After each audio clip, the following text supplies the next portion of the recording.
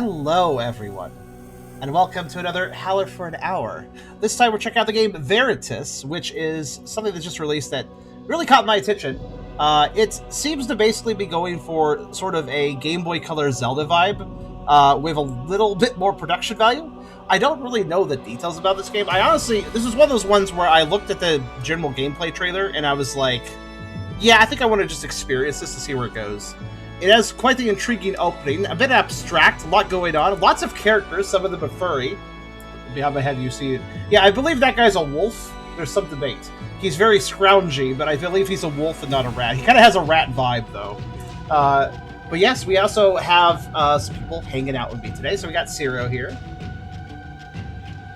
Somewhere. We have... Hello. We have Soul.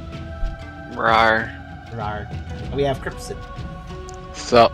This may change over time. I have it open VC, so we'll see who we have for the Howlers today. But before we begin today, if you like the video, do think about giving a like. If you haven't subscribed yet, you can think about doing that as well. But if you really want to help out, think about coming over to Twitch. We're trying to reach partner over here, but of course, we always need more viewers to do that. So if you want to come by, whether lurk or talk, think about doing so. It does help out, and we'd also love to have you. We also have a pretty cool Discord community if you want to check that out. I have a coffee link if you want to help directly monetize my content, and have a merch store if you want to buy some cool stuff. Links in the description, and you can check them out at your leisure. But yes, I looked up a little bit about this game before, besides what I described. I will just simply read its colorful little Steam descriptor. Unshroud secrets hidden deep within the dark chambers of the god of shadow, Veritus' castle. Persevere through monsters and mysteries lurking in every corner. Prepare to leave camp and journey into the castle's lonely halls by collecting resources and equipment to make it out alive. Now, I don't know if all those characters who saw the intro are playable. I've only seen gameplay of the main human character. I don't know. They may just be supporting characters, sadly. But they do seem to have some moves, given that cutscene, so I wonder if they are playable. I suppose we'll see, and if possible, we'll switch to a furry. Because that's the sort of stream we do up at these parts, I suppose, if we have the choice. But we'll start a new save. See where we go. If you listen to the sound effects, they're already very Zelda. But yeah, so... And as you may notice, the resolution is Zelda. Is Game Boy. I like the use of the sides for HUD details, though. Brother, can you hear me? There's not much time left. I thought I turned voice acting on, but okay. Maybe some of this doesn't have it. Let's see. Let's make sure of that. Yeah, it's on. Okay. I guess question mark voices don't get voiced. Even the shroud, can you feel it? It's breaking free. We must press on. Hello. Oh, that's the voice acting they mean. Little utterances. Okay, gotcha. Anitha, you must fulfill your duty. Remember only what drives you forward. Those who seek shadow will find it. So too those who seek light.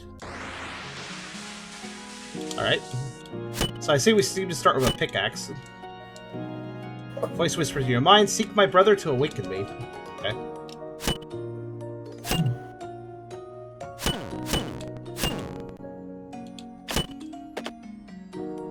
Maybe Vic's a text and voice. Now, it's easier to make utterances than full-on...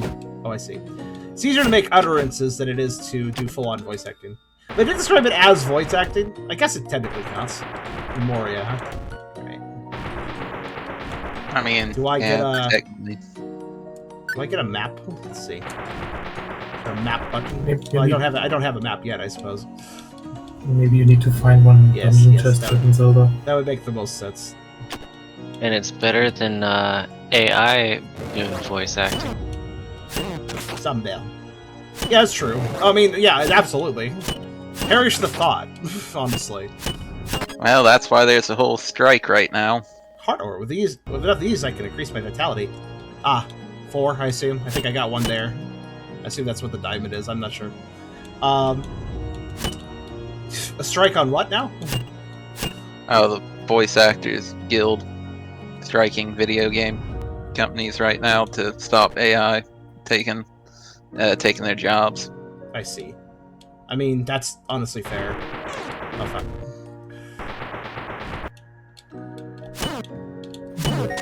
Rat. Oh, I got a money. This is looking pretty nice, though. Yeah, so far pretty good. I'm kind of two minds about the music right now. I kind of feel like I kind of want Game Boy Color style music, and not full on, but we'll see where it goes. Like, it's not bad music by any means. I'm just like, I don't know if it really matches the vibe. Yeah. Oh, I messed this up. One of these has to be, yeah. Oh wait, I messed it up again. Don't mind me. Not yet. Honestly, if doing this does work, I just need to hit that first. There we go. Okay. We all good. We all good. Yeah, we can solve puzzles. Can you, though? Yeah. Totally. Yeah, I know your puzzle-solving skills. You're going to torture me for an eternity, and then you solve the puzzle by accident. I'm just not going to speak on the matter. Or some puzzles are just really, like, some simple puzzles I just struggle with, but then I run to a savant puzzle and I immediately solve it because it just clicks in my brain. Honestly, it's all about whether a puzzle clicks in my brain or not. It's kind of a roll of the dice. So I can solve some really complex things way faster than everyone else if it's the right kind of puzzle. If it's the right sort of puzzle that works for my brain. Or you can find the really most complicated solution and convoluted solution to a puzzle immediately, while completely ignoring the very simple one. Yes, that's a very common thing. Have we seen Exit 8 likes? Have we seen Exit 8 likes? I can miss giant changes to the environment, but pick out minute details. Yeah. So, look, Red Hand.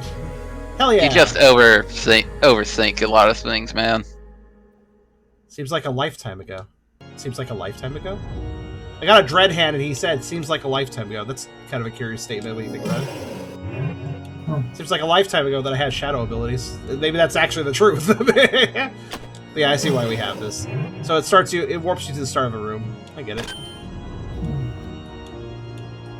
So, why do we have this kind of power? Resets per room. Hello. It's a good question. Mina, wow, one day I hope I can stand up to monsters too. I want to be just like you, Dad. Why are you in the middle of a dungeon? Oh, this is a metaphorical dungeon, isn't it? Like, why are you in the middle of a dungeon if you're talking that way? But, like, actually, I think this is a metaphorical dungeon. One of those Mindscape places, you know? Considering how it started, yeah, probably. Oh my god, what the hell? Oh, I see. So that guy was relentless, but he also just falls to the pit. Okay. That was very confusing for a moment. Hello. There's a prayer etched into the vase. What do you pray? What do you pray to the statue? I don't know. Candles left lit for private intentions. Private intentions. The book stands out of your thoughts. Will you read it? Sure. If you heard her voice, would you answer? Would you be able to serve? Remember, brothers and sisters, while we are called to peace of mind and spirit, we are not called to laxness. Were she to call, what could you do? How might you serve? Your strength, your mind, your reach? These are questions you must ask yourselves. Are you living an empty life or one that can be used in loving service? Brothers and sisters, you too can become a hallowed should she have need of you. Luxon.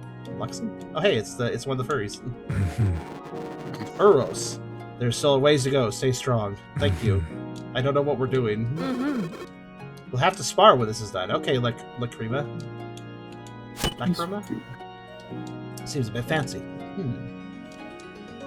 Wonder what people prayed when they lit these. Okay, this is very abstract starting out. A bunch of songs. In the book. The temples of Rayam, from time to time, accept orphans or individuals of notable talent into their cloisters. Once within, they face rigorous trials and training to separate the exceptional of both body and soul. Those who surpass these tests are accepted into the lowest ranks of the Templars. Each fledgling Templar is assigned to a superior who will continue their training and ascension as a lance of the most holy Rayam. Okay. Can't go up there. So, are you a member of a cult or something? I don't know. How many prayers do you need? That's a good question.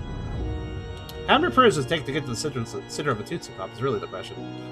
Honestly, so this game's starting out a little bit, like, I'm kind of, like, neutral to everything going on because, you guys may have remembered in previous Howlers. Also, hello there, Minbron. Thanks for coming by. You guys may have remembered in past Howlers, I've mentioned to some of these games, hey, devs, don't front end your game with tons of lore before I've even gotten engaged with the world. I'm kind of getting that vibe here a little bit. Like, okay, these are a lot of things I don't know if I should care about yet. Yeah. I mean, hot starts are technically good, but not if they leave the player confused. Hot starts that are more about setting the world, like active events that show you what the world's doing or what's going on, like being dropped right in the middle of a war between two nations, for instance, and you're in the middle of the battlegrounds. That can be really exciting, but also teach you, hey, these two nations are fighting, and that's a lot more interesting than just reading in a book or something or seeing some text. Yeah. Wow. I mean, it's a hard thing to do because it is. Sometimes you want your character to be someone that's lived in the world for quite a bit and all, should understand a lot of things that's going on. So you can't really always have that fresh face, per se. But there's some intrigue here. I'm not trying to... Yeah. There's some intrigue here. I'm not completely knocking it, but just saying got a little front heavy. I mean, I did find a secret room. I didn't have to go there. Mind you, for all the guides who don't make it back. Found the rat wolf. And it's good finally to see again. Is good finally... Oh, wow, he has kobold talk. Right. Zagul. Many missings. Trust Zagul. Would never lie. Then would it be honest? So he's the Japanese kobold. The Croakman sent letter for Ern. Oh yeah, the dog kobold. Yeah, I was getting dog kobold vibes. Blade, is that you? Or Blade, rather, right? That's too tiny to be Blade. That explains the radishness. Yeah, he's more kobold then. Letter to Orangale from Crocodile. This started such a mess. Yeah, see, it's giving me, like, little plot details through, like, I got that one item. It's like, wow, it's been such a long time since I had this Shadow Hand. And it's like, okay. And this said, to Orangale from Crocodile. This started such a mess. That's intriguing. And I guess it'll build on it. What's wrong? What Croakman say? I mean, the letter was in the intro cutscene. True. Sure? Is decided then. Not worry, honest merchant Zagul will join Ern. Safer this way. I kiss teeth, though. Kario said he left bite marks at the beginning of the stream. Were you not sure this guy didn't leave bite marks too? Checking walls. Invisible room. Or dark room. Must do. Okay, so now we're moving on, I guess. Based on the Steam page, this is the second game. The second game? Wait, this is a sequel? There's another game in a package, and it looks even more older. In style. It looks more like a Game Boy plain instead of Game Boy Color. Hold on a minute. I'm just gonna look this up for everybody's information. 1 second. Prodigal. None of the PR stuff actually mentioned this was a sequel, or at least it didn't make it very clear. Prodigal. Yeah. Okay. What's interesting is that Veritus here is $9 CAD. Prodigal, I hate that word, is actually $17.49 CAD, so it's actually way more, the prequel is way more expensive. That's just intriguing. If we're assuming that correct, we don't know at the moment. It does share, in Veritus's Steam store description, it recommends Prodigal as well as a game you can buy. I'm not sure. It's probably related. Prodigal has this pickaxe on the screen, so I imagine this implies that this is indeed the game that came before what we're playing right now. Ooh, I wonder if that means then that this lore and stuff would matter to those who played Prodigal, but to those that did it, they would be like, oh, okay. Yeah, that's the only reason why I searched, because you started talking about that. Yeah, well, I was offered a key to this game. They did not mention, with the PR department I was working with, they didn't mention, oh, you should really play this game first, though. There wasn't anything like that. It was just, hey, are you interested in this? Okay, cool. I thought this was, well, we'll see. We'll keep going. Because admittedly, I am confused right now, and I'm not really sure if I'm supposed to know things or not. It's kind of hard to tell. Nothing wrong with making a sequel to a game, obviously, that expands upon the storyline and plot. However, I do think it's smart that every sequel should consider this might be somebody's first game on the series. Yes. So, like, how do you introduce the player? Like, you could still do, like, oh yeah, so this stuff happened in the other game, and you can explain that to the player in a way that is hopefully diegetic too. Yeah, even if you're even if you are making a sequel, you should always expect it to be the first game your player has played. I very much do not have enough information to confirm or deny whether I need to have played the first game to understand this game. Oh, no, So basically an introduction amount of stuff. Okay, twice now I have run into an enemy that goes absolutely fucking mental. Like, settle down, wow. Spikes, watch your step! What? What are those? You got its teeth. I know, but like, what is that? Oh, here, there. This would be perfect for cleats if you struggle to move on ice, I guess. Boot, knockback, resist 1. What? Is that just? I guess is that just a passive effect I now have? I guess. So, is that an equipable of some kind? Doesn't seem it. Maybe there's a crafting system later on where you can enhance equipment with certain things or body slots. That's possible.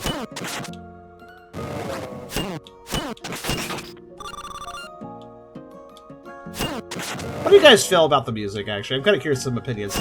Like, everything here is very faithfully 8-bit, but the music isn't, so it just kind of throws me off a little bit, personally. Not that I hate it or anything, it's just... Let's go this way. I mean... Yeah.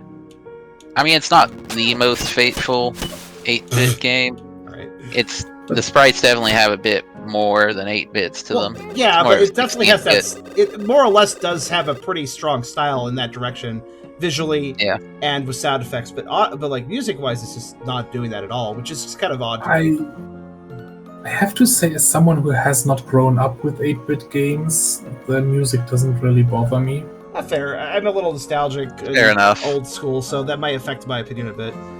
Do you think if I could get across that and say floor 2? Show me, Dad.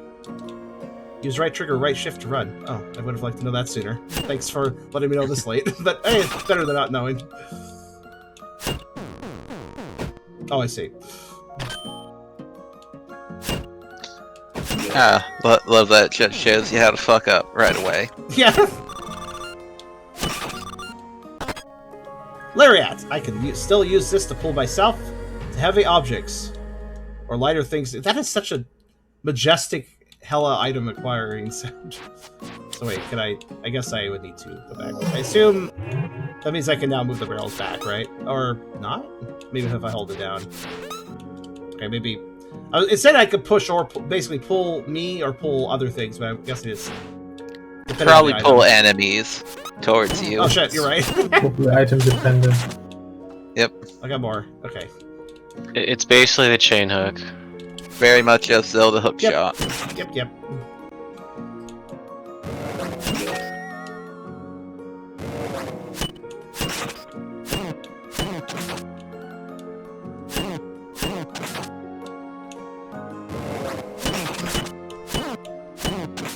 The gameplay is perfectly fine, by the way. My only complaints are really with the possible lack of cohesion, in my personal opinion, of the music, and also the fact that I'm not really sure what the plot's doing yet. Where am I supposed to go at this point, actually? It feels right now like you should probably go north where this thing is. Yeah, I'm kind of having that weird uncomfortable feeling of, should I be understanding what's happening? Oh, what the fuck? I was just, I guess, okay. I guess these stones indicate that there's, like, an open ledge. I didn't realize I could go up a floor. That's basically what I just did. Interesting. Yeah, it seems like we are right now speedrunning some kind of starter dungeon to introduce us to game mechanics. I pulled that zombie towards me, but I pulled him into a wall so he died. Okay. Rip zombie. Now that's some interesting mechanics for that. Hit the two others. Oh well, I will. Hold on. See, I actually thought I couldn't hit that because of, like, it looked like there was a wall, but is there any other secrets in this room or back? No, there wasn't anything back that I could interact with. I guess just to go for it then. Yeah. Those blocks, they change when you hit them. So that's what I was curious about. Oh, the ones that slide a little bit? Yeah. Yeah, they do change their sprite a little bit. I'm not really sure. Probably just to indicate they can't be moved again. Oh. Much like how in Zelda, there's a lot of block puzzles where you can only move the block once. It's doing that to show you that you can't move it again. Yeah, that makes sense. Also, Vision's Vortex said this is a 6 to 8 hour game. Prodigal is like a 5 to 10 hour game. Okay. Since you seem to be familiar with the series, I'm curious. Do you need to have played the prequel to understand this game? Because this guy has such a cold open that I'm not really. I kind of get this weird feeling that I should have known of the previous game before I played this one, but I'm not really sure if that's necessary. It's hard to tell. All right, it's up. Dad, do you really have to leave again? Okay. You didn't forget my drawing, though, did you? Nope, you can't leave without it. It's good luck, I promise. You're blocking my path. Okay. Oop. This house is falling apart. Hey, Pa. Miss ya. Might have didn't make her bed again. The drawer is still full of a mess of drawings. I should get her some more dresses. A book stands out of your thoughts. Will you read it? Oh, shit. That dialogue got skipped for some reason. Let's try that again. Began with a terrible question, one unknown to mortals, but asked among the gods. Their pantheon was fractured. Nixia became hate, and many gods followed him in his answer, while the others followed Revolen in hers. At first it seemed the war was hopeless, with hate's legions washing across the world. But as things began to look darkest, heroes among the mortals rose to drive them back, led by the hero Torin. Bit by bit, they clawed back territory against hate and his ilk. The war only finally met its end with the death of Veritus. There's the name drop. Hidden away in his castle, protected by a wall of shadow through which no mere mortal could pass. You are not required to play Prodigal. Thank you, Roji, but you will miss out on some deeper lore. That's fair. The cold open had me confused. It kind of gave me the vibes of, oh shoot, should I have played the prequel to know anything that's being said right now? It's hard to tell. This is my bed. Sweet. Very exciting. No need to loot my own stuff. Oh, no need to loot my own stuff. Bye! My astrology. She's gotten pretty good. Glad I remembered to bring it. If that's the case, then I think I could continue my critique a little bit. Because obviously I didn't want to critique this game if indeed it was a... Well, I do have a critique if a game does require playing its prequel to understand what's going on in its sequel. Like, there should always be some information that clues you in at some point. How do I get there? Gonna need some flippers, man. Yeah. But, Mo Astray? Oh, heck yeah. I actually played that a long time ago for Howler for an hour. That was actually another game I did a review on, so... Long time ago. I like that game. Wasn't that the best $1 game or something? No, the best $1 game was Moe Boundary of Reality. Okay. Yes. Torin, a name passed down since the War of Glass, the mortal hero who would stand against the gods. Legends whisper he was once a simple farmer who drew the blood and the hatred of Nixia. He was called Restless One among his enemies, suffering an endless cycle in which he could never truly die. However, with each rebirth, Torin's strength and knowledge grew. He fought endlessly and destroyed the hateful gods one by one, until all that remained of the hateful gods was Veritus, god of shadow. Torin breached his shroud of shadows of his own strength, ending the Glass War at last with the cowardly shadow's demise. So, if I'm not required to play the prequel to understand this game, fair enough, that's good. I will say, though, that this opening feels a little too... What's the word I'm looking for? I've experienced this in numerous Howlers, where the game gives me like some gameplay, but there's an awful lot of lore to look at as well, and it doesn't really make sense. And I get the impression it will make sense later, but is it a strong way to open to a player? I'm not so sure. I guess it depends on opinion. In my opinion, I think a lot of text at the beginning of the game is kind of a bad idea, especially if a lot of the text is throwing a lot of, to put it simply, throwing a lot of capital words around, I guess is the way to put it. The names of this, the names of that, the names of this person, the name of this event, the name of this region, the name of this kingdom, the name of this king, without explaining, or indeed, even perhaps worse, explaining too long. There's a balance to it, and I can't tell you where the balance line lies. But if you do it wrong, and, well, the player asks, I just started the game, why should I care about these things? But that's just my opinion, obviously. When it comes to Howler for an Hour, it's always my opinion. Some people might feel differently, some people might feel intrigued by these things. But I do think it's an easy mistake to make for anybody writing a story to understand their own lore so well that they do not know how to introduce that lore to somebody that doesn't know it. or don't know how to introduce it at a good pace, I guess you could say. You can skip all the optional textbooks, to be honest, if you just want gameplay. Fair enough. Though, I do try to engage a game in its fullest as I play for my Howler for an hour. So that's always what I've done. If I run into something, I will interact with it. I don't generally skip out on things. So I like to see how the pace is if you focus, I guess. But anyways. I do acknowledge I could skip a lot of this dialogue. That's completely possible, but that's kind of a rock and a hard place situation. If I find a game's lore dump to be too heavy, do I start skipping all the optional dialogue to avoid that problem? In the process, though, I might miss stuff I actually care about. So it's a bit of a rock and a hard place situation at that point. Hey. Hi. I guess that's all she had to say. Lacrima, good to see you again, Grail. Crocodile filled me in. This journey won't be easy, but Crocodile couldn't have built a better tea for the job. I'll be counting you, Grail. Now I want to see what the Crocodile is. There's Crocodile. I had a feeling it was that guy. Oren, everyone's favorite miner. Hear the news? Tragic stuff with the king. Certainly puts me in a bit of a bind. Hey. Our mutual friend wasted no time filling that void. Which brings us to you. I've actually had this complaint, though, directed at me before. Am I at fault for wanting to read all the dialogue and then saying that the game's not pacing its dialogue well? If I don't read the dialogue, then I don't have to worry about the dialogue's pacing, but is that solving the issue? Hey. It's not solving the issue, no. I wouldn't say so. If they don't want you to read the dialogue, then why is the dialogue there? It's a thing. Like, oh, if you don't like the pacing, you could just not read the dialogue. It feels like a sort of statement where it's like, I feel like I've heard that statement done in other contexts where it doesn't really. It's kind of a flawed opinion. Like, well, if you don't like it, just don't focus on that part. It's like, well, but I don't know if I should or not, because like I don't know if this next bit of dialogue would actually be something I care about or something that teaches me something very useful. So if I just start ignoring it, don't know what I'm missing. But also, if I read it and its pacing is off, then yeah, that does feel a bit like it's a bit of a catch-22. That's why for Howler for now, I'm generally thorough. And if a game's pace is bad with my thoroughness, I don't feel like I'm at blame for that. I'm just simply being thorough. That's all. Looks like he's working on a letter. Wonder who it's for. It's fall letters and scrolls. Another thing, too, one thing I want to point out that a lot of people don't consider. Howler for an hour, I review a game for around an hour. And then that's the review. However, if I like a game, I will then do another Howl and I'll play it all the way through.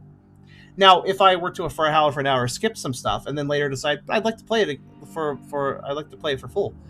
Well, if I just skip some stuff, I might have to restart the game now because now I feel like I shouldn't have skipped that stuff. Then that's another reason I am thorough in the consideration that I might continue playing it. It isn't just for the one episode. Ateg reads a Yoni Greatsword, a gift from Sidian. Which one, though? Which Sidian is it that gifted it us? We know so many. Okay, let's see. A necklace. The tag reads, a gift from Astoria, for services rendered for the good of all. Wonder if we will meet her when we go south. I do wonder that myself. I didn't know we were going south. Apparently we're going south. But I'm going north right now. Hello. Alright, anyways. I don't know, I just Ran the boss. Also very fast killing it. That was very glitchy. Well, it wasn't glitchy. I just hit it a lot because I was right there, so I just kept attacking. That's all. Just like, oh. Still Charon Brick's game. Treble, that's the word I was looking for with these. What is this place? I've never been here. It feels so warm and familiar. Whoever's taking care of this is doing great. Oh, good, you haven't been here. That means I'm learning with you for once, rather than you knowing a bunch of things I don't know, main character. What a happy flower. They need to rotate the pot, though. Why? Let's find how it is. Who are these people? Never had many toys, this many toys growing up. That's a lot of girls' clothing. A lot of books I never even heard of. It's locked. I wonder what was in here. She says, but it's mom. Wait, you're not my mom. Who is this? Why can't I see her?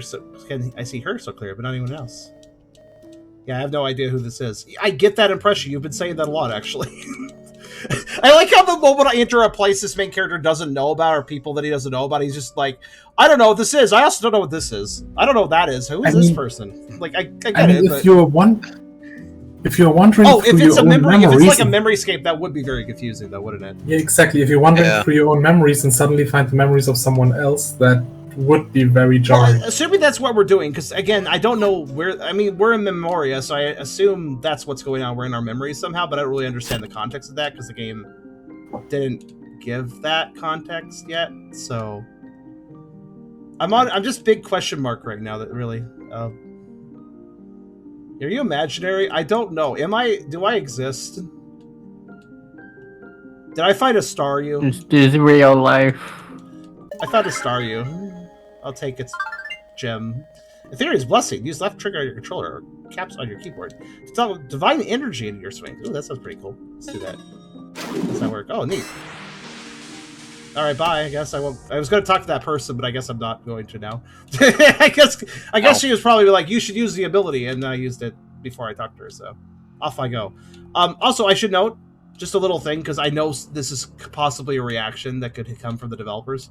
No, I'm not trying to treat this game like, oh, I expected Legend of Zelda, Link's Awakening, or Oracle Seasons Ages. This doesn't have the pace of those games, so I don't like it. I'm not trying to use bias. It definitely has a Zelda look to it and gameplay to some extent, but I'm not being like, oh, it doesn't pace itself like Zelda, I don't like it. That's not the reason I have a problem with pacing. I just want to make that clear. I'm treating this game as an individual. Finally made it. Took long enough, didn't it? Yeah, it sure did, Sonny. I'm starving. I hope we start with camp soon. Warm stew sounds good in this cold dead castle. Okay, since this guy said cold dead castle, and due to some of the earlier books, I can infer that maybe this is like our memories of going to Veritus' castle to vanquish the last god, since that other book was talking about. So that's what I'm inferring now. Your equipment is here. Need something? All of it. Huff. Huff. Charge and spin. Keep them back. That would make the most sense, and I'm guessing this is like the end of the last game, and this is our little party of people. Here's the thing, an RPG party that you gain over the course of a game, great stuff, right? But it's really hard to introduce those characters into another game, unless you do it just right, because it's so many different characters. Oh. And they all have their own individual personalities that were already built up in a previous game, or a previous, part of the series, or whatever. So bringing them into another game, like, that's tricky, right? Because you got, like, reams of character building that some people will not be aware of now. Which definitely is what I'm getting the implication of here. Zagel. Earn. We finally make to place. Very big. Bigger than imagined.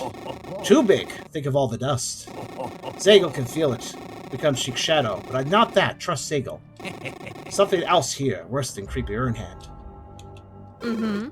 Look a little more with it, Grail. I am? Mm-hmm. Good.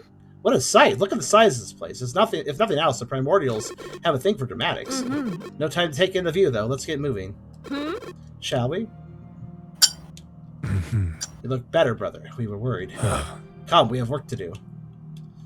Well, it's quite likely you don't need to play the prequel to play this game. The vibes I'm currently getting are, this is a very story-heavy series. Please play the first game before you play this one, is what I would say so far.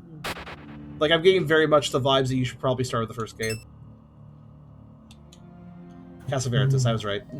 Here lies a great burden and many duties taken. May all who enter tread respectfully. Because I feel like all of this would matter a lot more if I already experienced all of this in the previous game and met all these characters and stuff, and I would recognize all the names and the different things. And like, it just all would matter more to me if this was the middle of the story for me and not the beginning, you know? Unless the game does something like it lets you do the final dungeon first and then you play the beginning of the game again. True, I have no idea, but I mean, I don't know. Is this stuff that was in the first game? I'm not actually sure. That is an assumption on my part. This game very much feels like it started in medias res. It feels like I opened the middle of a book and started reading, and I feel like I don't want to do that, and I feel like I should stop and go back to chapter 1. But I don't have the chapters before that point of the book, because that's a different book. I have to get that book. I guess what I'm trying to say is, like, it's like I started with volume 2 of a novel series, and I don't have novel 1. So, oops. That's kind of... I'm not necessarily knocking the story, mind you. I'm knocking how I'm reading it, I suppose. Which isn't completely in my control, admittedly. I could go get the first game, play it first, then come back here, but, like, kind of too late at that point, you know? So fun that you could just read Primordial. That makes 3 of us. I love reading Primordial soup. It's good. It's like alphabet soup, but like less tasty. Or else I'm through the others across. Mind your step. This room is coming apart. It's just an empty frame. Okay, that's too bad. I hope they get a picture for it. Ready? Sure. Thanks. That scream felt like it shook the foundations. Any idea what that was, Rose? Oh, I thought we were really heavy and shaking the entire foundations. Okay, well, maybe a little bit of both. Okay, that's some... Okay, I do like that kind of cutscene style. You alright, Grail? Huh. I think Rame, everyone is right. Like, the art is good in this game. I want to point out this pixel work and such. It's quite nice. Well, that was close enough for me. Didn't expect you to need another hand so soon. We're in it now, though. Time to split up and see what we can find. Oh, I didn't...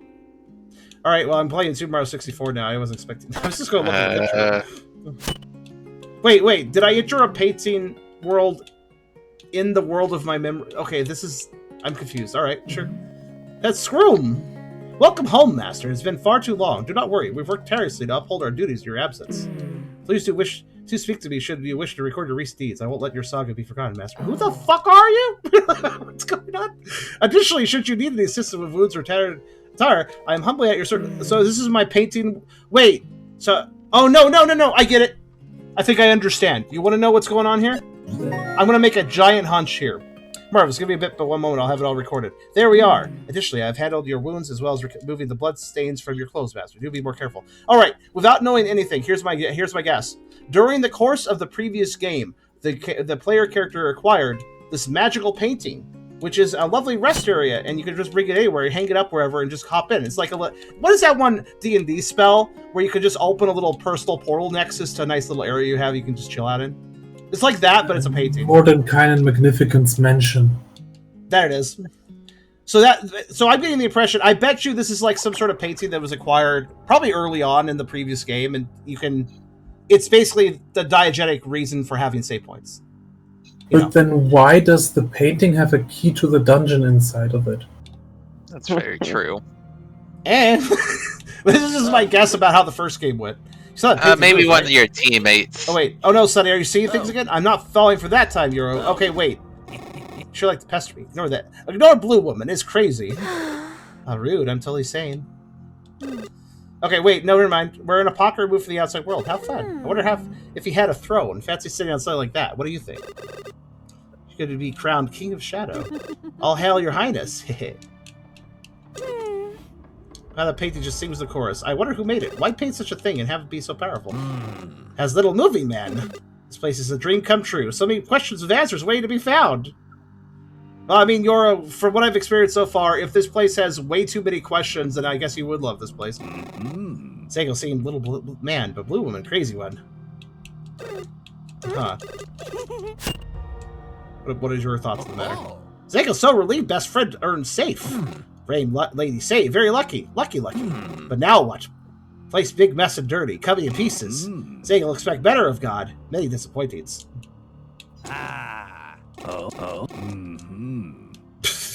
When you play those sort of clips back to back, it's very funny.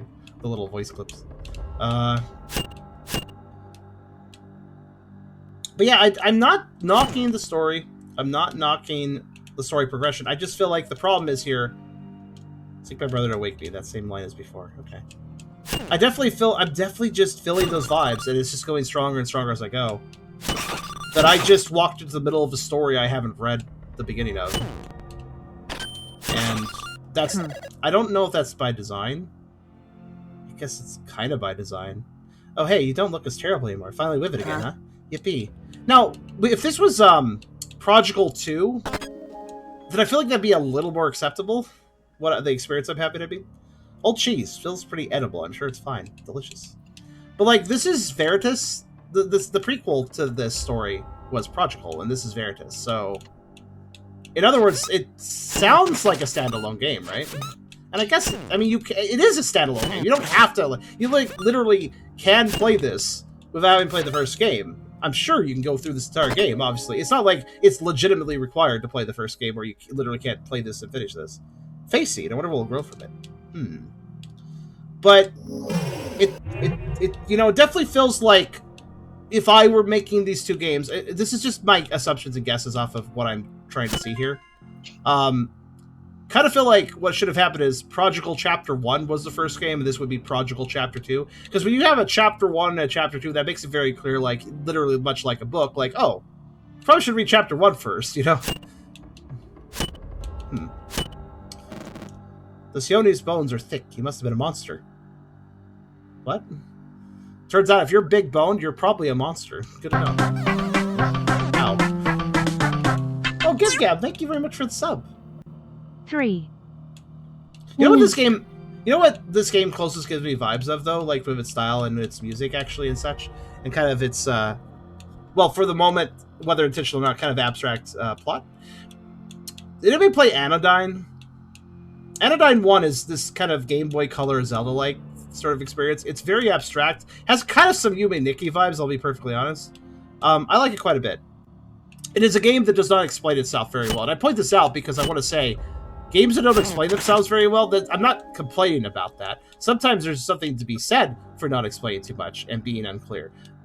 Anodyne did a great job of that because it had a great world building, great atmosphere, and it was very abstract. Like, I still don't understand what happened to that game. It's very abstract. And I don't mind that because it's a good game. I feel like I'm... Oh, wait, hold on a minute. Oh. Okay. I'm going to go back to the other room now that I know I can grab those. See, I don't know, I just didn't think I could lasso a perfect sphere. That just sounds like something you couldn't grab onto properly. But I guess you can, so... I was expecting you need a strength upgrade or something. Or that. Pick those up. Why was that over the pit? Did you see how that was, like, over the pit? Like, I was kind of confused by that. Flickering light. With enough of this, I can increase my power. I mean, I got it without going to the pit, so it worked out. Hewed in leather. This can make some great boots. Yes, what I would say about... the crafting system. The book stands out. Will you read it? Our first visitor in person among my master's siblings was Syria. I must say, I was quite surprised. My letters did the work after all. She's rather prone to tears, though it's hard to tell when she's actually crying. I pity her, but if I'm honest, I think it's rather comical instead. The homeland she helped raise was Air, risen island safe from both waves and storms. It was kind of her to visit, considering how far Air is from here. Master smiled, a rare sight these days. Okay. See, now I know the islands are in the sky. The name does kind of imply that, but it's nice to have a descriptor with a capital letter word. Let's see, we can go over there, but what's up here? Okay, there's a door to go through. Actually, the soundtrack is very understated, isn't it?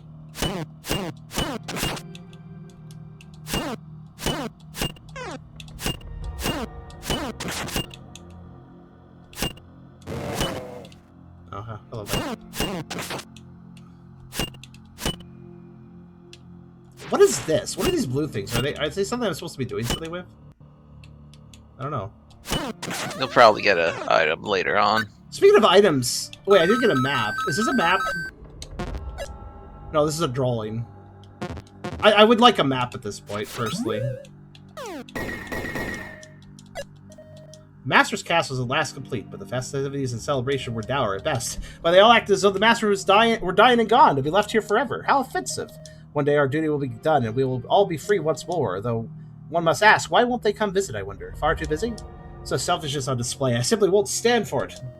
I'll be sending each of them a strongly worded letter in my master's best interest. No. Oh, okay. Yeah, I got you. You need to throw the rock. I do like that, though. Oh, shit, I didn't throw it in the right place. Okay. I have no health left. I better be careful. And yet you didn't open the thing. Yeah. Why didn't you just open the chest? Wait, did it have me on the ledge? I thought I spawned back. Oh, fuck, it was a beauty. Yeah, you got on, then you teleported away from it without opening up the chest. I guess I was using Zelda logic. In that situation, I would have respawned on the previous platform, not the one in front of me. I didn't notice.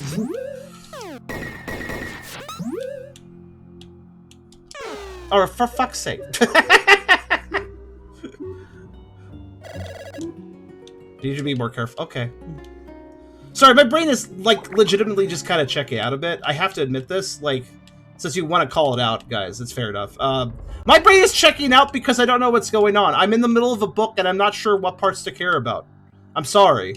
It's just how it is. Yeah, fair enough. So, like, I've been trying to, like, contemplate this, and when I start contemplating that, then I can't play the game. My gameplay is going to suffer if I am busy being confused by the lore, to put it simply. Those things require the similar processing power. This is one of those games that tells you too much and not enough at the same time, it would seem. It's... Again, I feel like if you had played the first game... Okay. If you had played the first game, and then you played this one, I bet you that it would be pretty easy to be like, oh yeah, I know what's going on, and this is interesting. I'm glad the story continues. Like, I feel like it would be a pretty good, competent experience at that point. Leather. But... Fucking hell. Now you're just bashing yourself. Makes sense, I suppose. It is heavy.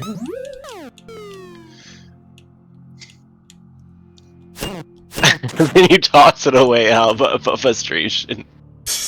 Yeah, basically. Are you willing to sacrifice? Humble yourself and abandon your riches. Only those willingly to humble themselves may enter. Abandon your wealth to find a wealth of far greater than gold. I just started making money. I haven't even spent any of it yet. Abandon your wealth? What worth does this wealth have to me? I haven't even run to a shop yet. Well, the kobold friend is a shopkeeper, it said. But Wait, can I buy didn't have anything to sell. He just wanted to talk about things. He didn't sell things. Wait, hold on. Wait. How does that make any sense what I just did? Vision scroll. What is this? The wall? You guys do realize what happened there, right? Yeah, Apparently, if you can lasso an object, you can do it through anything. Through anything. Wow. That breaks my brain a little bit. So I guess I'll abandon the money I've been accruing through this one dungeon. How much you got? 106. You see it in the lower left. It's going away now. Wait, hold on.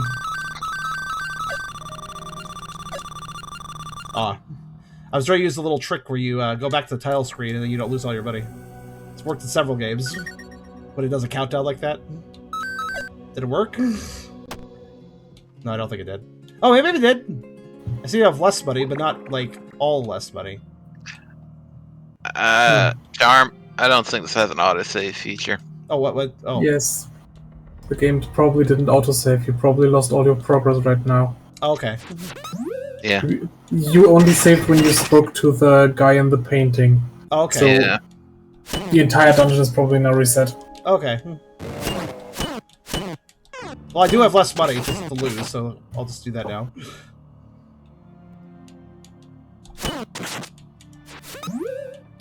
Yep, that's not an autosave. Yeah, there is something weird with the input. Do you notice how, like, I selected no, and then it went to yes, and then it selected no? That's very odd. Is it too sensitive? Too stiff? There's an input lag. Mm. So, neither of those. It's just the input lag. It's very weird. Okay.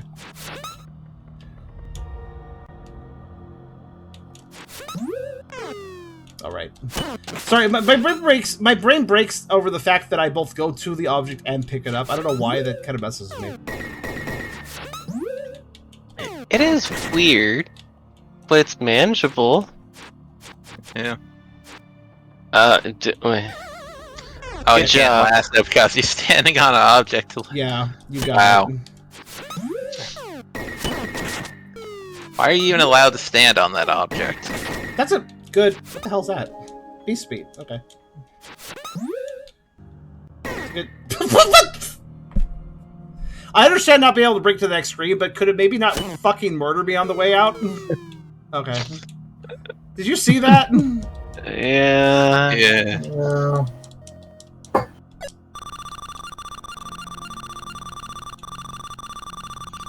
Why don't I open this? Okay, a Chapman scroll. Alright. So, in other words, that was just ornately me paying for the Chapman scroll. Okay, gotcha. Well, at least you didn't have like $1,000 on you or something. That's true. So you're supposed to do this, by the way. There's no other way to do it besides the way that looks really glitchy. Yeah, it's supposed to teach you that you can glitch through the walls. I guess. I mean, like, I guess if that's a mechanic, that's a mechanic, but I did not mean to throw... Fucking hell. It's fine. I said I take damage doing it. I think my brain is discombobulated by this game. My apologies. I'm a little disappointed. I don't need it. It's fine. Alright, because, again, I cannot tell. I cannot honestly answer the question of, does this game make a lot more sense and is a lot more engaging if you played the prequel? Maybe. But I will note 2 problems with that statement. One, this game has a completely different name than the other game. It does not seem to imply at all that you need to play the previous game to understand anything. But, well, I think we had the devs in here earlier, or people at least involved with the game, because somebody did say, you don't need to play the first game to play this one, but it helps with understanding some lore and stuff. And it's like, I feel like that's an understatement. I feel like it helps with understanding some lore and backstory, it helps with understanding any of it. I mean, I would say that I'm sure some of this stuff will get a little bit more informed as we play, but I feel like I'm just going to be missing a lot here. And the thing is that the point that you even have to ask the question of would this game make more sense if I played the first is in itself an issue, yeah. And it also raises the question, would you even know anything more about this game if you played the first game? How much... You don't know, you haven't played the first game. It could be that the first game is just the backstory of the main character that we are playing right now, but the entire rest of the game of meeting the other party members and going to the dungeon, is that in the previous game? Is it not? I presume so, but I mean, somebody could look that up, I suppose, do a little research for me if they wanted to, but the thing is, that should not be required to look up in the first place. Like, How about let's and look down. also, it adds even more confusion when you realize that the previous game was Prodigal and this game is Veritus, and how the hell is any layman supposed to know those games are related? By name alone. I don't know how you would know that. Wait a minute. Huh. Lady be up there. But Lady also be down there. Anyways. I'm just noticing that's weird because this is now impassable. Remember how we had a cutscene because this whole place crumbled over here? That there was actually some NPC dialogue saying, "Oh, we can't go back," basically. But I guess she figured out a way. What's up? Always threw the others across. I know. We already went through this. No, don't. Do we get the cutscene again if you throw him? No, apparently not. Oh, okay. Aww. But at least Goat Boy helps. He does. Twice. And I guess that this whole painting thing is not something that the main characters know at this time. This is not like a previous game information painting thing. Like, this is a new thing for them, or something. I don't... Can you sell me items? Do you see the... No, okay, listen. I also like to point out the fundamental issue of having a door where you have to spend all your money to open it, when the player has yet to have a single use for that money they barely started the game and picked up. You know what I mean? Like, I have no use of that money right now anyways. Like, yeah. And it's like, okay. I mean, maybe that's how also the previous game worked. Like, you got to the very end of the game, there's this door that took all of your money that you had accrued throughout the entire adventure, and you're like, oh shit, do I want to lose all of the money I've accrued throughout the entire adventure? Like, maybe it was a more impactful choice of the previous game, because it seems to be a flashback memory thing, right? So I'm assuming we are experiencing some of the events for the previous game. That would make sense. God, I hate making this many assumptions, right? Like, oh, hi. You weren't here before. What are you here? Wait, what? I see you hiding his shadow. The coward yet lives. Hope you enjoyed Your time dead, Veritus. It gave mine purpose. Come, are you scared? Take me with you. Let's see what the coward can do. Champion's Crest. It's so dusty. What the fuck is going on?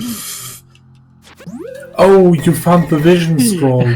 Oh, the thing that said it didn't say... the thing that told me that it's not going to be clear about what it does, but it was called the vision scroll. Exactly. Yeah. It was probably the vision scroll that made you able to see the ghost of this dead person. That makes sense.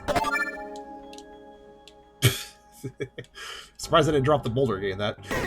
Okay, well, right. Forgot. I dropped the boulder doing that. Time to go save, at least.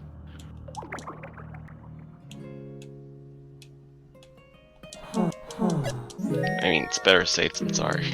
Yeah, I don't know if what the people we had earlier were dev-related, but when they gave the advice of you don't have to read the dialogue if it bothers you, it's like, I didn't like that. It's also... I think they were just previous players. Maybe. But I don't like the attitude. Go ahead, Cyril. Yeah, go ahead. The thing is, what Farah mentioned, he said we might be in normal time right now, but are we?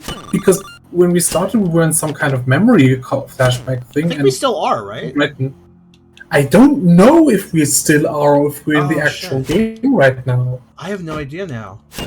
Yeah, that's hard to tell.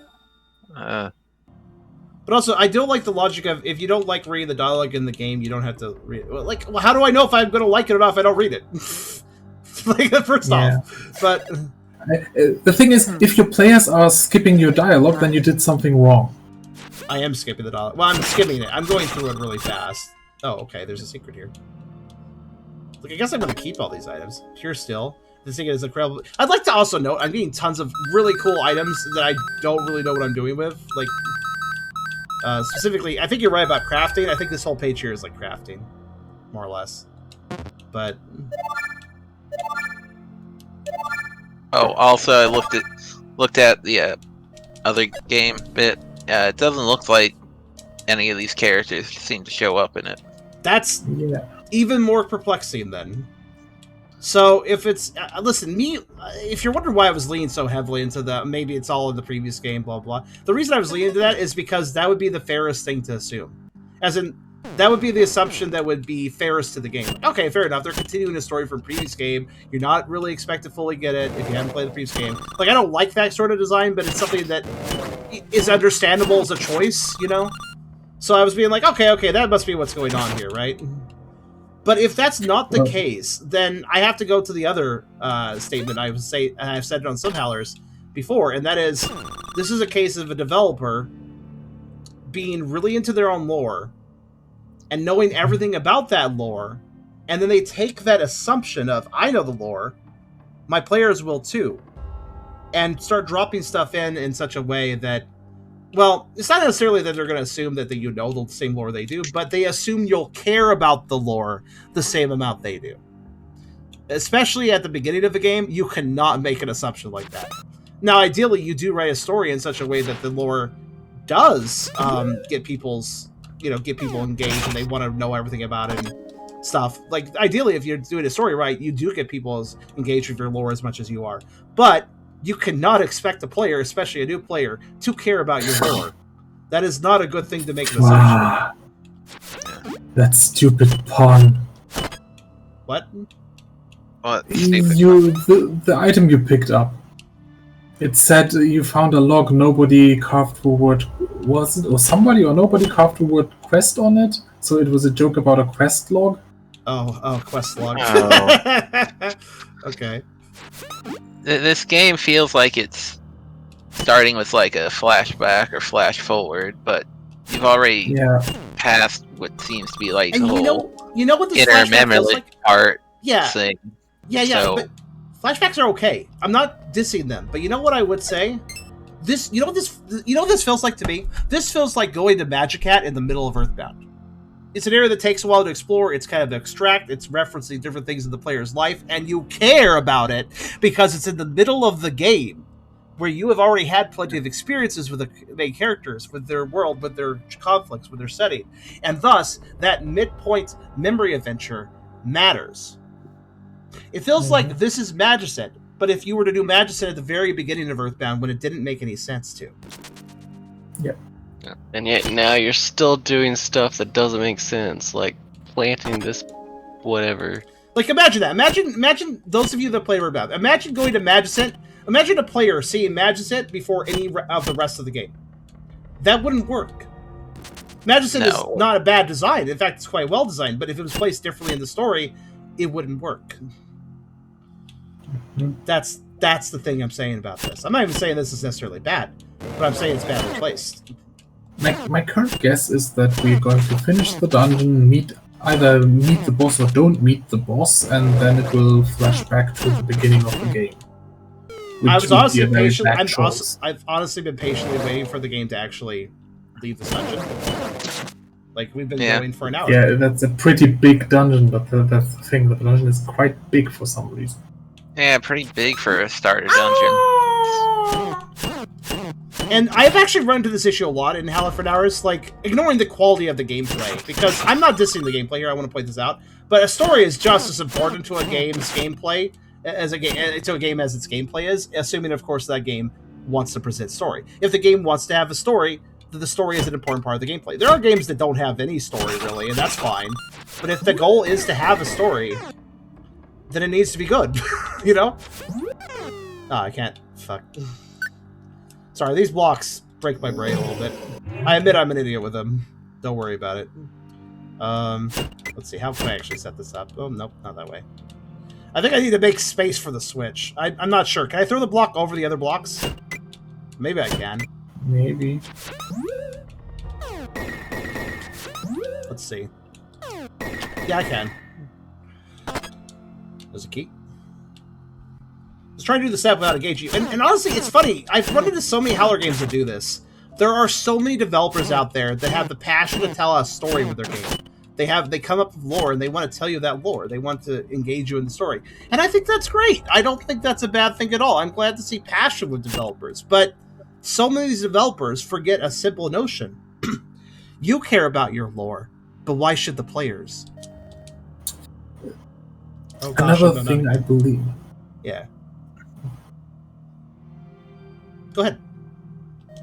This door is saying something's awkward. I'm just going to skip through. You can tell.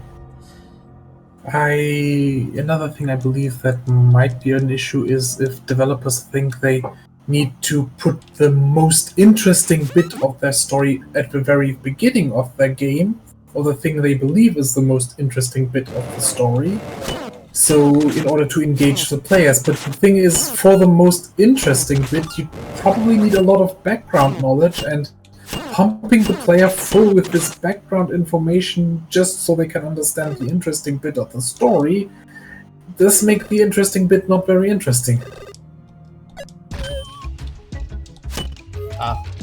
We're sticking a door open, I guess. Am I supposed to do something with these? I mean, it's a case of, you know, the storytelling is more important than, say, the rest of how the story is.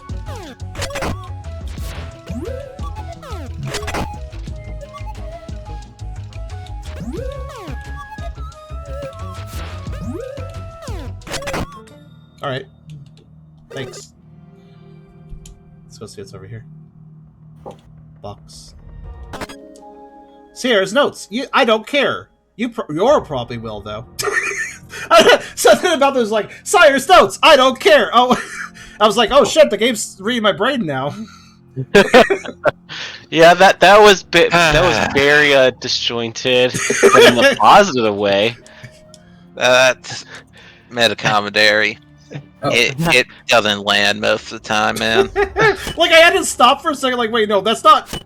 No, those are my thoughts. That's on the screen, though. What's up with that? I'm sorry, by the way. I do try to engage and care about games I play, including for Howler for an Hour, especially for Howler for an Hour. I want these games to engage me, but... I mean, we are already past the hour. I think we're already 2 hours. Almost. We are. But I wonder how long it'll take to get to something that makes sense. You know, yeah, the game didn't even feel like it really started. No, it just kind of feels like we're just going, just kind of having it, just kind of playing, I guess. You know, from the beginning, just kind of playing, I guess. Like, I don't have character motivations here. Like, I have a lot of characters talking about things we're doing, and I get the basic idea of what we're doing, but why do I care? Why do we want to kill Veritus? Why is he the last god? Why did we kill the other gods? Were they all jerks, or are we a jerk? I don't know. What are we doing? Yeah. And what is the game even? Is the game just running through a giant one single dungeon? Is this dungeon the only thing the game has? Or Like, is we're there in more to it? Veritus's castle to stop him because we're killing the last god that was messing with the world. Okay, but I haven't even seen the motherfucking world. I haven't even seen, like, I guess the intro cutscene was kind of showing the world. The king died. That's too bad. But, like, Yeah. I don't even know what the world we are, like, if, again, I don't know if this is a flashback still, too, because flashbacks hit different, you know? Flashbacks are like, oh, Yeah. I care about this in the sense of learning something about the characters, but this already happened. There's not a lot of high stakes with a flashback. Because you're like, oh, it's going to go a certain way. It's a flashback, you know? Yeah. You don't have stakes in a flashback. You don't have them, like, you watch what happens. Sometimes you play what happens, but you don't have you can't go like, oh man, I remember when the flashback happened, that girl died. This time though, I'm going to watch that flashback and she's not going to die. I'm going to make sure of it. It's like, no, it's a flashback. You can't affect that shit, you know? So flashbacks inherently have lower stakes than non-flashbacks in a story, you know? What if it was a future back? In What? medias res. You broke my brain saying that. I messed up this puzzle. Hold on. We'll go a little bit longer. No, you're good. Wait. No, you didn't. You got it. Damn it. Okay. Well, how do I think I have to hit this block to the right You can stand on one of the blocks. to open the door. Really? Yeah, you did it in many of the other puzzles. Just all switches have to be hit at the same time. You don't have to put everything with barrels. Are you sure? Let's try it. That's how it was in the Oh. previous rooms. Then why give me 3 barrels? Then why do I need 3 barrels?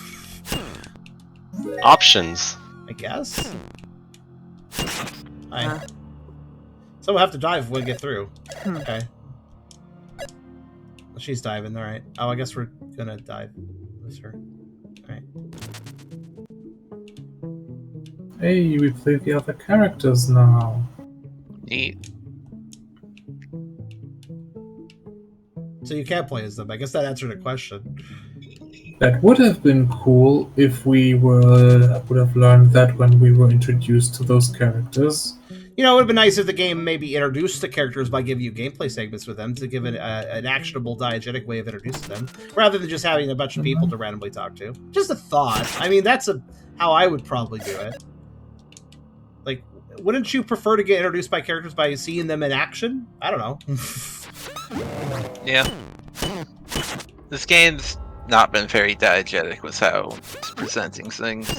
It's a shame, man. The number one thing that disappoints me when I play Howler for an hour is not playing a bad game. It's playing a game where the developer clearly has a lot of passions and they want to tell a good story. And I see their genuine passion, and I'm not trying to diss that passion, but they just forget the fundamental rule of, yeah, okay, you care about your lore, but why should the player? They just expect the player to fall in love with the stuff they say. It makes me think of just you ever run into like amateur written stories by like fans of a show or something, or not even fans of the show, but like independent writes, original works by different people who write up a really big epic and then they share it around. They're like, guys, you're gonna love this, and it's like, well, yeah, it's like you put a lot of work into this, but like there's a lot of like names here I don't understand. There's like settings that you don't really explain. And then you say these settings had bad things happen. It's like, why, what motivation do I have to have feelings about this, you know? A lot of people get stuck in their own lore when it comes to writing and creating, and they forget that when they want to involve other people in that, well, you have to actually get them to be engaged with it. You have to show them why they should be interested, why they should have feelings and emotions over those stories and characters. Mm-hmm. You can't just throw a ton of shit at them, a ton of like, look, you here have a dictionary of information. This is why you should care. That's not how you teach somebody to care. You don't throw text at them to make them care. Yes, even in a story, even in a piece of writing, when you throw text at a player, quote unquote, you want to do it in a way where you're not giving them a world history. You're showing them the actions of characters. You're showing them the everyday life of a character. You're showing them how a certain world lives diegetically day by day. The smaller things matter as much as the larger things in introducing somebody to a world. And yeah. Show, don't tell. Oh, that's a checkpoint thing, or a fast travel. Also, you can have bad stuff happening in a setting as long as you set why the characters are invested in stuff.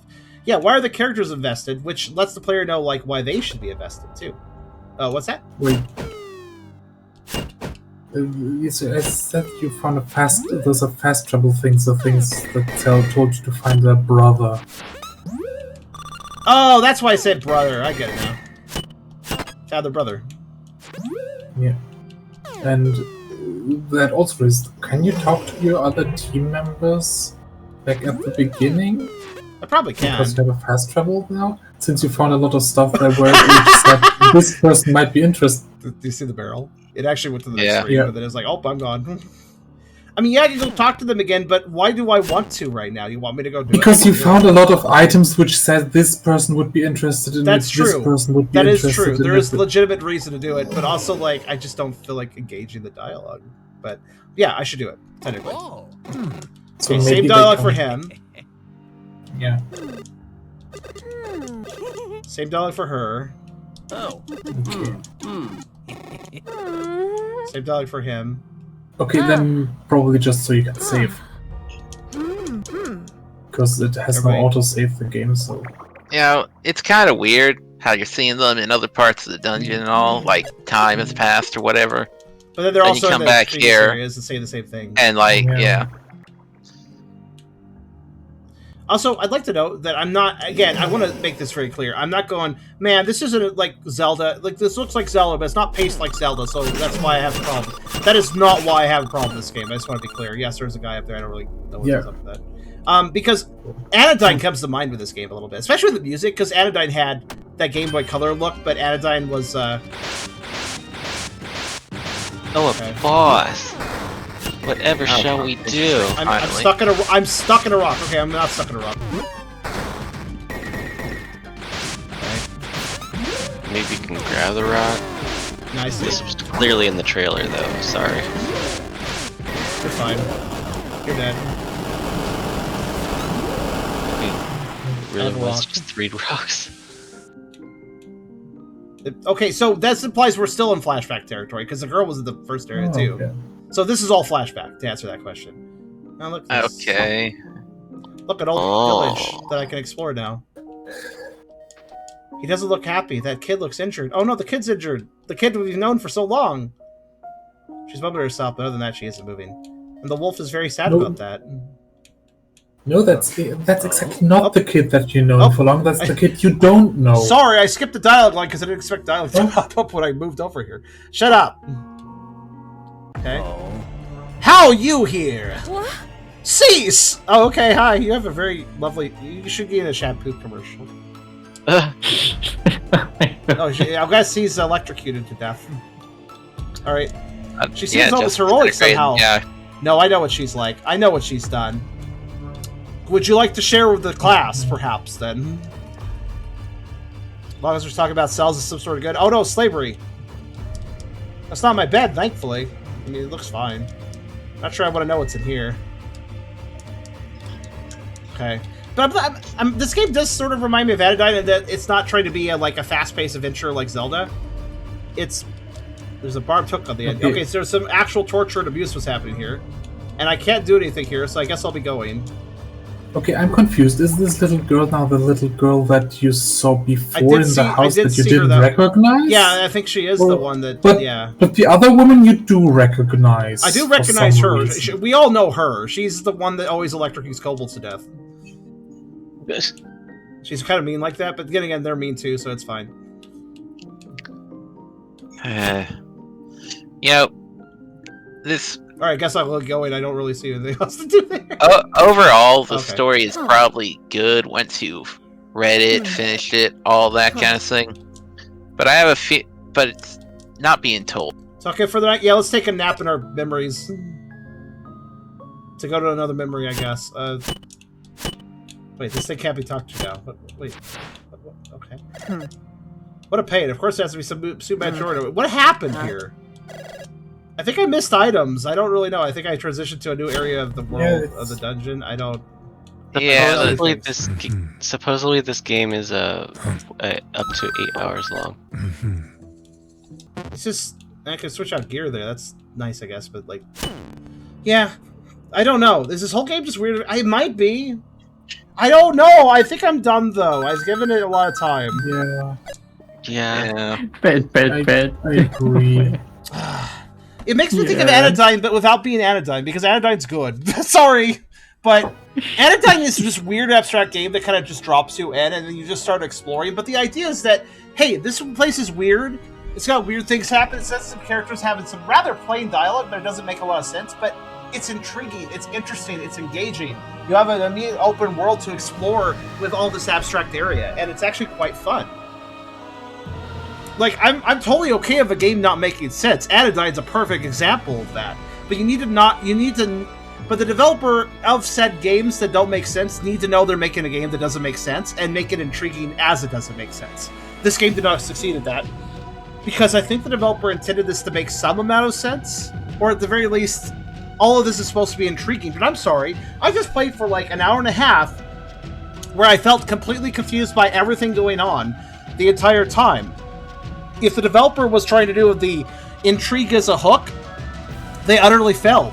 Because it's confusing at first, but then after you realize that the confusion is not going to release, that it's going to keep going, then boredom sets in.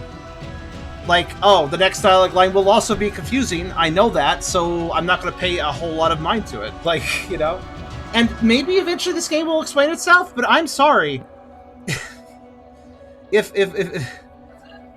a car crashes into a wall on a crash test, and then the airbags deploy right after the crash is completely settled down, that does not mean the airbags have tested well.